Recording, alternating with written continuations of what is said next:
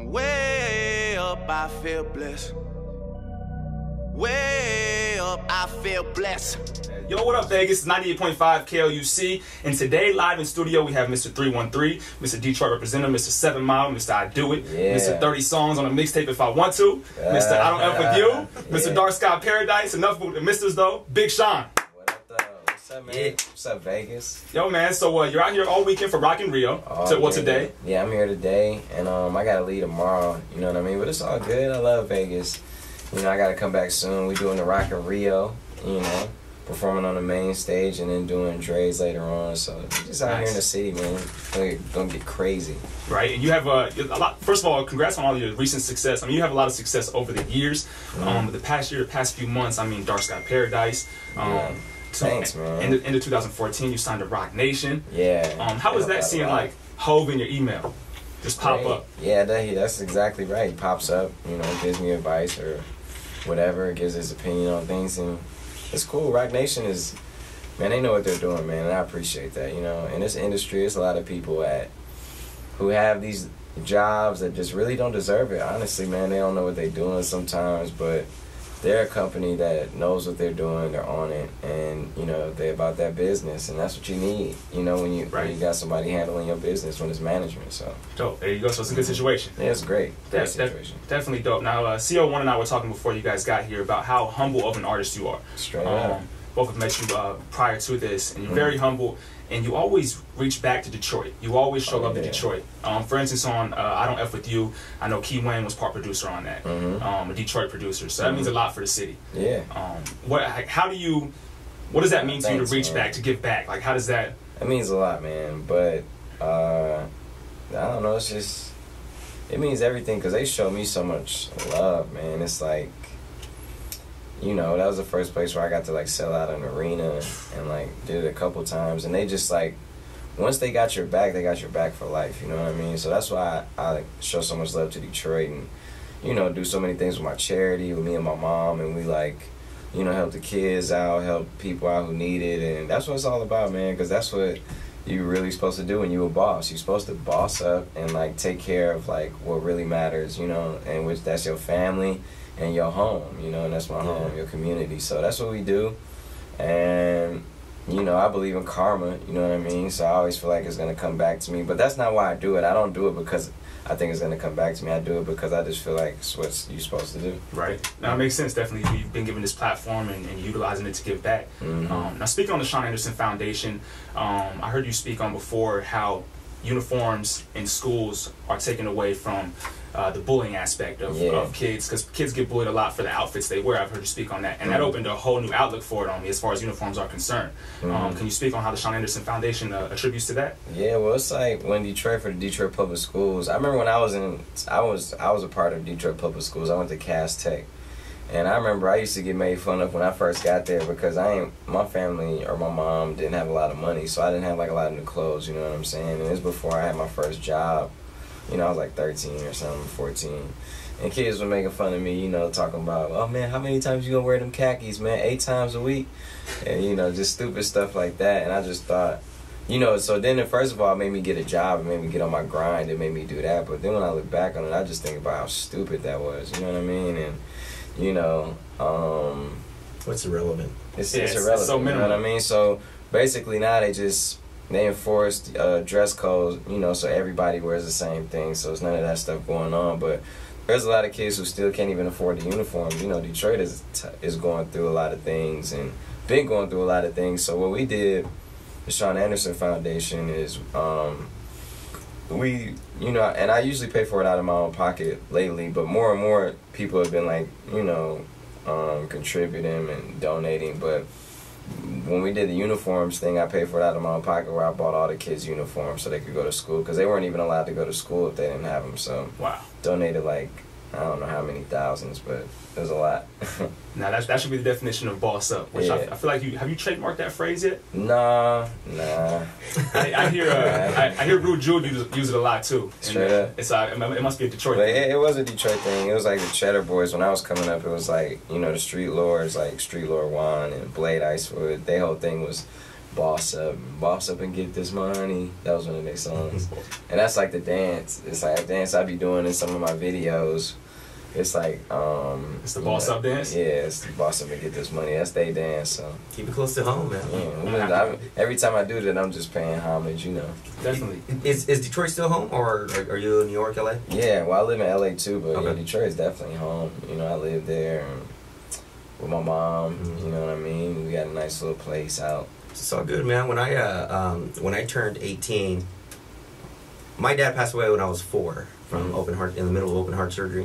When I turned 18, I told my mom, the minute I can get 2 jobs, you're no longer working for the rest of your life. So she lives with me to this point. Wow. That's amazing. But you know, so it kind of hits me close too. Yeah, man, that's tight. Yeah, I used to it's funny. I used to want to be away from my mom. Like, I gotta get out. You know, I gotta live on my own, and I do live on my own. I have my own house, but you know, in Detroit, I was like, man, we should just live together. You know, it makes the most sense. Yeah. And you were born in Santa Monica, right? Yeah, I was born in Santa Monica in California, and moved to Detroit when I was probably like 2 weeks old. Before like my eyes were all the way open. You know what I'm saying? So yeah, you have those native Cali roots stuff. Yeah, barely, but yeah, I do. You know what I mean? But I was definitely born and raised in Detroit. You know. There you go. Is that? I mean, raised basically, not born, but raised in Detroit for as long as I can remember.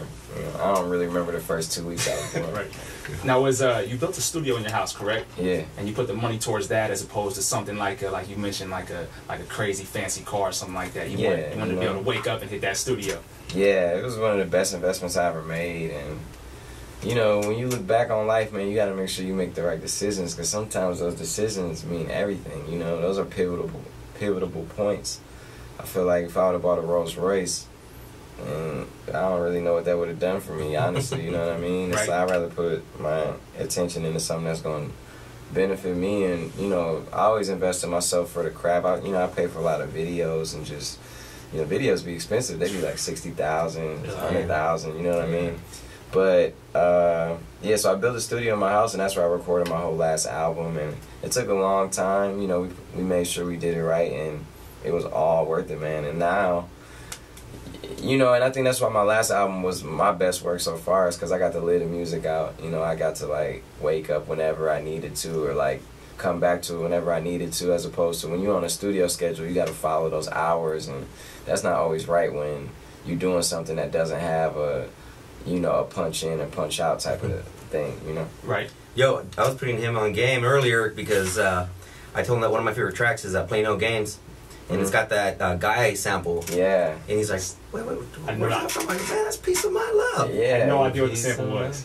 Yeah, Teddy Riley, man. That's crazy. I just got to meet Teddy Riley, too. We're shooting a video for that. He's still around, man, doing a lot of work. Yeah, I ran into Teddy Riley at like a restaurant randomly. And it was right when we like were making that song, and I was just thinking like, oh, should I tell him I sampled him or not?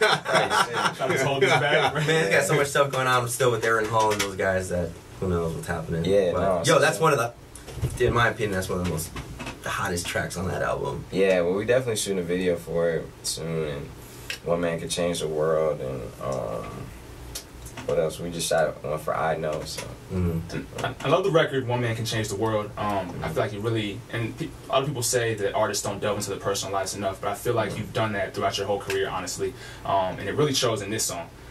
The song almost like not to be a sucker or anything, but the song almost made me come to tears a couple weeks ago, and I was listening to my house, just like, okay, this is like really heartfelt. And you get one of those vibes, and you play it back, like, okay, I need to stop playing this now because it's really gonna make me go into tears before my lady come home. It is vibed out. I appreciate that. It is. It's, you know, it's real, man, and you just gotta, you know, keep it real. And I'm always just trying to do something different than I've done before. You know what I mean? So that was just a testament of just, you know, it's no drums on it. It's just something that's real heartfelt, means something. I really feel like we need right now too. You know what I mean? That's why we going with that as the next single. That's why we shooting a video for it. That's why we're going putting so much behind it, because it truly does mean something. I know it's different for me, and you know, we got Play No Games. We got a lot of, you know, bangers, but it's just like sometimes it's not even about that. Sometimes you really got to stand and say something. That's the whole point. See, but even for tracks like that, you know, they're all spread out throughout the album.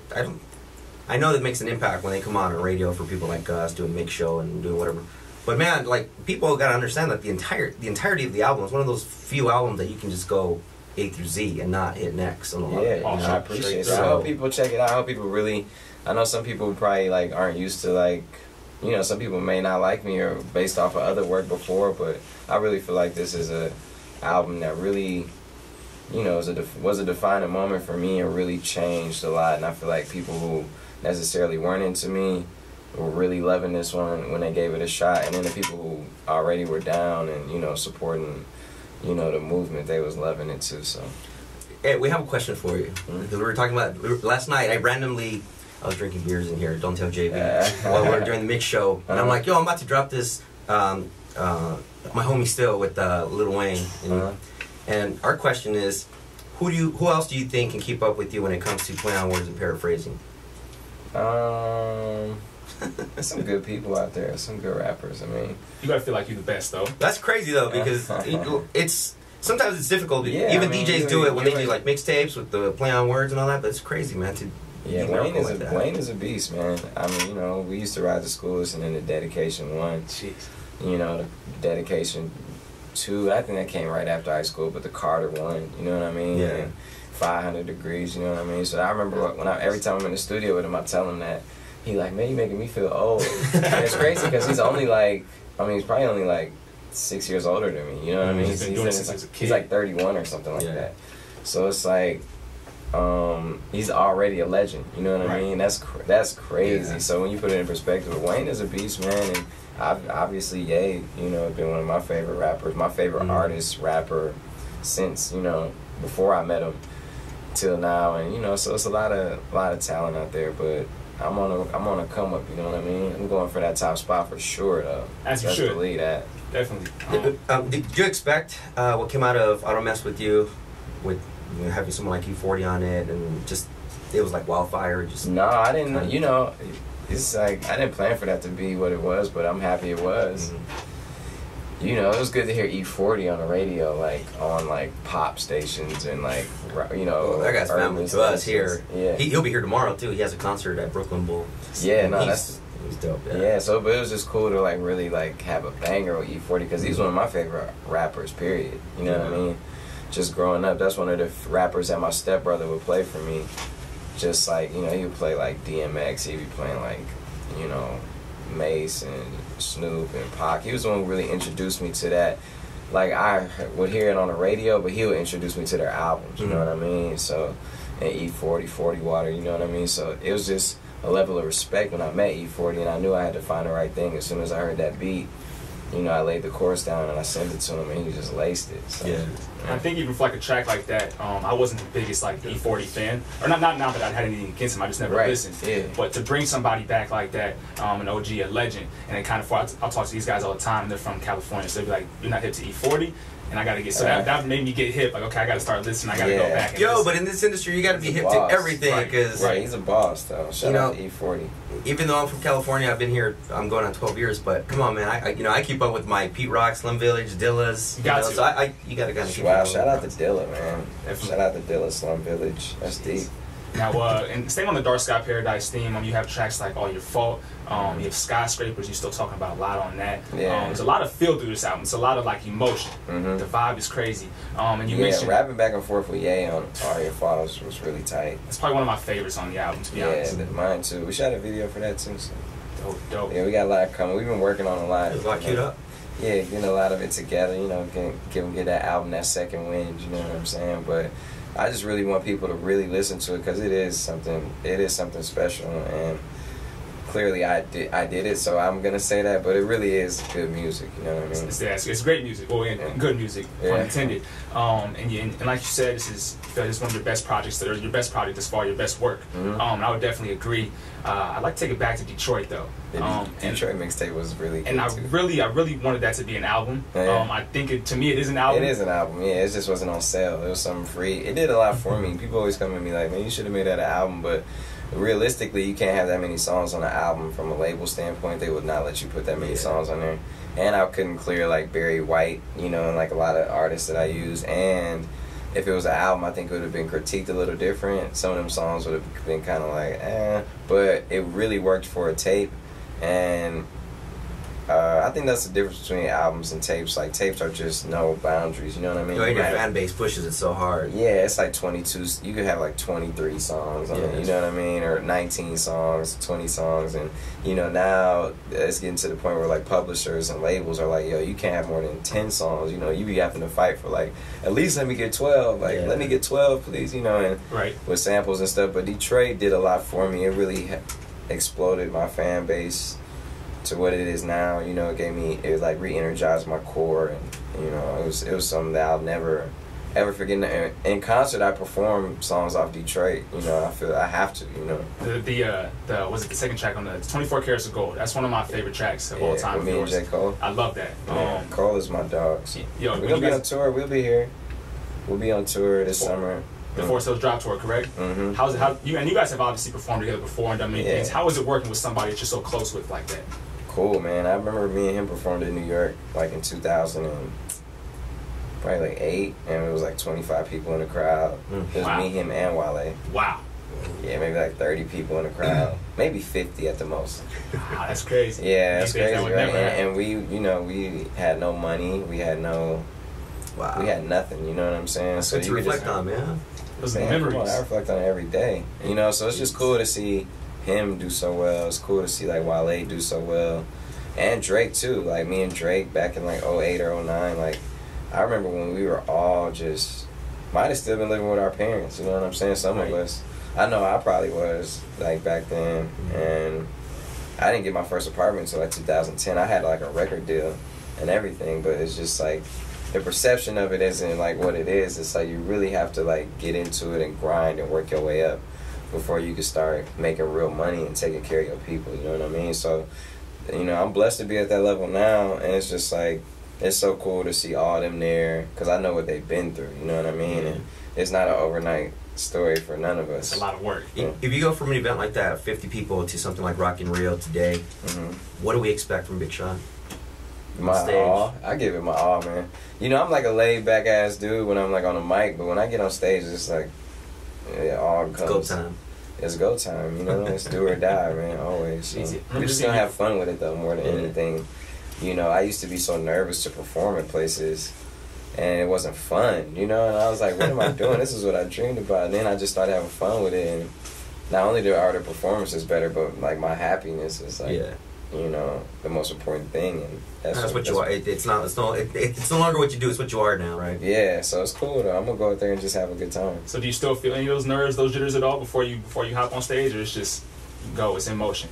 No, it's kind of not nervous anymore. It's kind of more excited. Okay, right. I'd be excited. You know what I mean? Ready to get on that stage. Yeah, ready to get on it now. So, but it took years to get to that point. I'm not gonna lie. Like, just, you know, long time. And you mentioned as far as like that grind from like the 07, 08, and you mentioned the artists like Cole, Drake, Wale, and whatnot. When I think about like the 90s era hip hop, you have like your Jay-Z's, your Nas's, your Fabs, your Jadas, and growing up with that, it took me a while to find that new wave.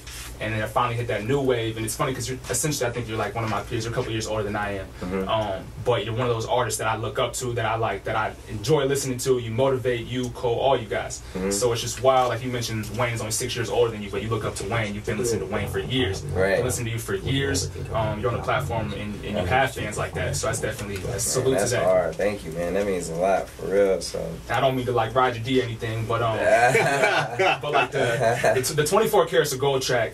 This is back in 2012 when I was bumping that, and I was going to do a radio show 45 minutes from where I lived at for free. Every day I would drive, and that's one of the songs that got me through that. Like, why do I keep driving out here wasting this gas, not getting paid to do it? And I would play that track probably like 4 or 5 times on my way there. Like, okay, just keep going. Yeah, you gotta just keep moving, keep it going, man, because you don't understand when you're doing what you need to be doing, or when you're doing what feels right. You don't know like why it's gonna pay off or how it's gonna pay off, but it always does somehow. You just don't see it, you know what I mean? Just like when I was rapping with Ye, I mean, before I rapped for Ye, I was rapping at the station every week, and you know, I wasn't getting paid for it. I was just doing it because I just felt like I had to do it, and that taught me how to rap under pressure. When I got a chance to rap for him, it was like I nailed it, you know what I mean? I wouldn't have been able to do that if I hadn't been practicing for a year and a half, rapping on the radio already and writing new verses all the time. And you know, I was selling my CD in high school, a new CD every semester, and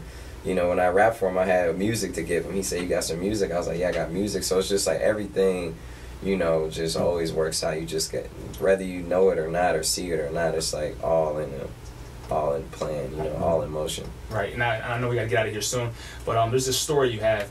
As far as I remember, you said you were at the studio, and you were trying to scrape together some money for some food. Yeah. And you went to McDonald's and used the word blessed a lot, which I love. Yeah. And you didn't have the money for the food at Mickey D's, and somehow they messed up and they gave you the food. Yeah. How did you just felt enamored with like blessings at that point, or? Yeah, I think I was reading this book called The Alchemist at that time, Wow. and they were talking about omens.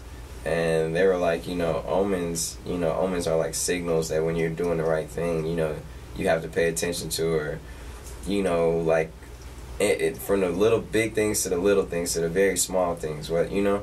So I looked at that as a sign, as an omen, when, you know, I went to McDonald's and pulled up there, and I didn't even have the money. I probably had some change in my car I was trying to scrape up, and I just spent the last money on the studio. And I just wanted that Egg McMuffin bad as fuck, you know? That's true. It's like all I wanted. And it was like I was like probably, you know, just stressed out. And anyway, I ordered it, you know, the whole value meal, and I pulled to the window, and they just handed me the food. It was like, all right, man, have a nice day. Wow. And, you know, it almost brought tears to my eyes, honestly, when I was there, because even though I was so sleepy, I was just like, man, this just really happened? And, you know, it was just things like that would happen at the very key moments that just kept me, like, focused, you know what I mean? Do you follow numerology? Are you Not really, but, I mean, I'm familiar with it, but I don't follow it. Yeah, I follow it. So I that's why you're just mentioning, like, omens and karma and all that stuff. And to me, that's all a big deal. Yeah. So, it's real, too. It's the realest, man. So, you know, do what you got to do, man. It's as simple as just doing what you let it do. Definitely a blessing in disguise. And Detroit artists, I hear the name Juan mentioned a lot. Is that like an OG from Detroit, or? Yeah, definitely. Street Lord Juan, you know, free Juan, man. He's, you know, going through some things right now, but he's definitely somebody who paved the way for a lot of Detroit artists. You know?